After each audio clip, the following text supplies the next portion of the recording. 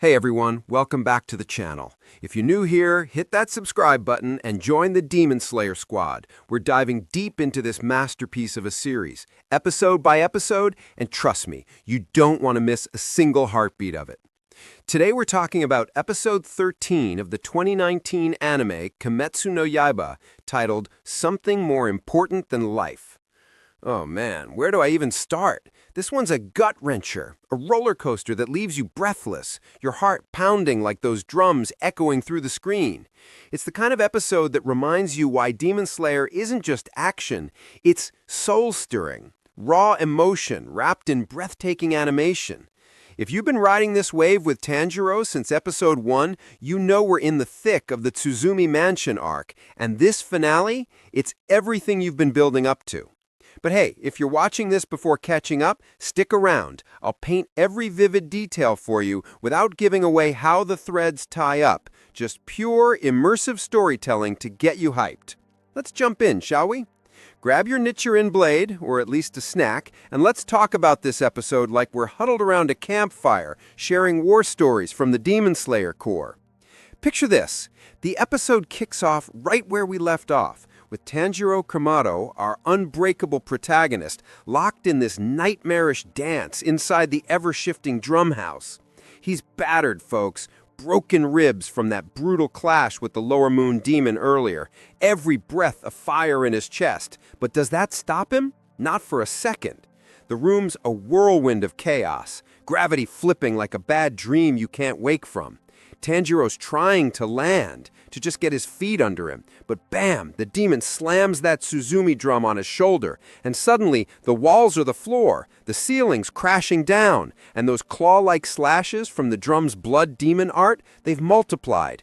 What was once a single vicious swipe is now 5 razor-sharp arcs tearing through the air, hungry for flesh. It's disorienting, even watching it. Your stomach drops with Tanjiro's as he tumbles, the world spinning in Ufotable's signature fluid glory, colors popping like fireworks in the dim lantern light of that cursed mansion.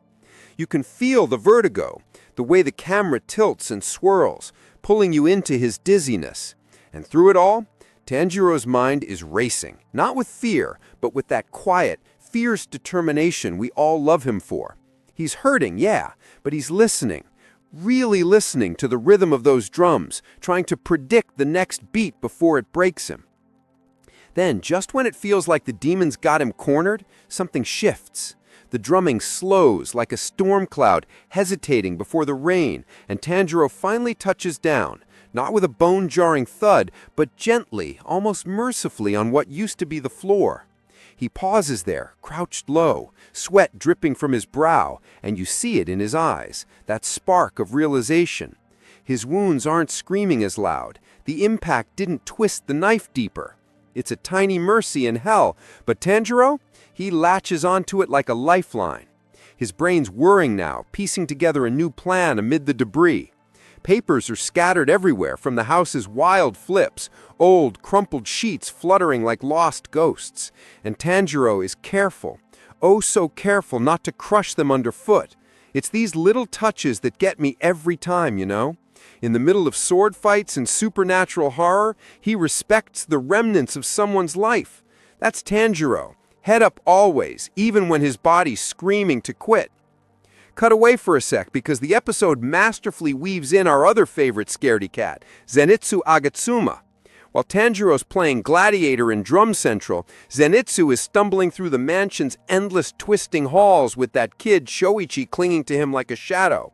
Poor guy's a wreck, pacing back and forth, his yellow haori flapping like a flag of surrender, muttering about how they're lost, how every creak and groan of the house sounds like death knocking.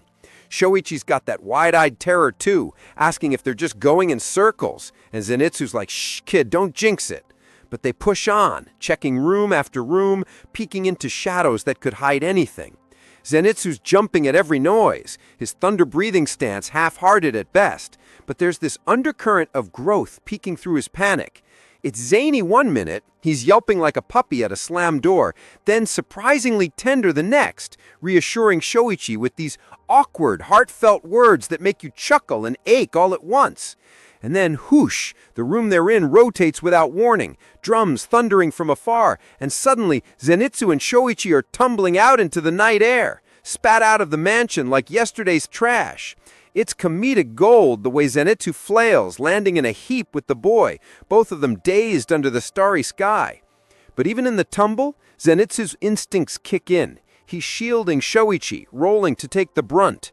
Hero moments hidden in the hysteria. That's Zenitsu for you, stealing scenes without even trying. Back inside, the stakes crank up to 11. Tanjiro is facing off against the demon himself, Kyogai, this tragic figure with his drums strapped to his body like cursed armor, those eerie, vacant eyes glowing in the low light. The air's thick with tension, the kind that makes your palms sweat just watching. Tanjiro doesn't charge blind, no. He calls out to the demon, voice steady despite the pain lancing through him. "What's your name?" he asks, not as a taunt, but with this genuine curiosity, like he's reaching for the man beneath the monster. And Kyogai answers, his voice a low rumble that echoes off the warped walls.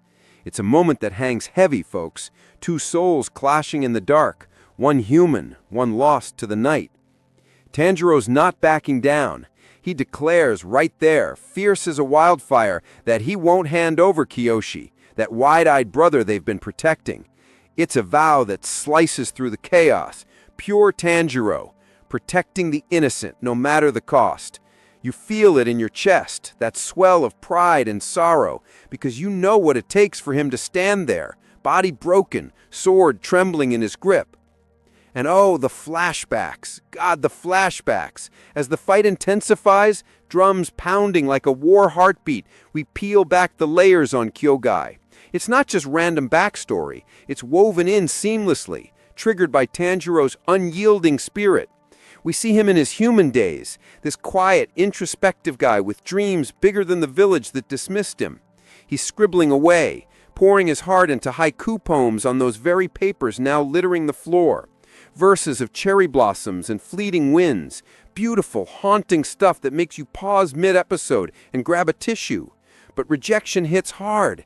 Editors laugh him off, calling his work worthless, stripping away the one thing that gave his life color. You see the defeat in his eyes, the slow crumble. And then Mutsan enters the frame, that shadowy king of demons offering twisted salvation. It's devastating the way it's animated. The soft ink strokes of his poems fading to blood-red drums, his gentle hands now gnarled and veined with demonic power. Kyogai is not just a villain, he's a mirror to what Tanjiro fights against, a reminder that demons were people once, with pains we can almost touch. It tugs at you, doesn't it? Makes you root for the impossible, even as the blades clash and blood sprays in elegant arcs. Speaking of clashes, let's talk action, because if DemonSlayer does one thing right, it's turning fights into poetry. Tanjiro adapts on the fly, using that brief moment of slowed drums to his advantage. He's flowing now, water-breathing forms cutting through the air like silk through water. First form, rippling strikes that dodge those 5-claw hellscapes by inches. The demon counters, drums thumping on his arms, legs, torso, each beat a spatial nightmare. Rooms inverting, floors becoming ceilings, attacks coming from angles that defy logic. Tanjiro is flung again, crashing into walls that weren't there a second ago, but he rolls, he rises, scenting the air like a wolf on the hunt. It's exhausting to watch, exhilarating too. The score swells with those traditional taiko echoes mixed with modern strings, pulling your pulse right into the fray.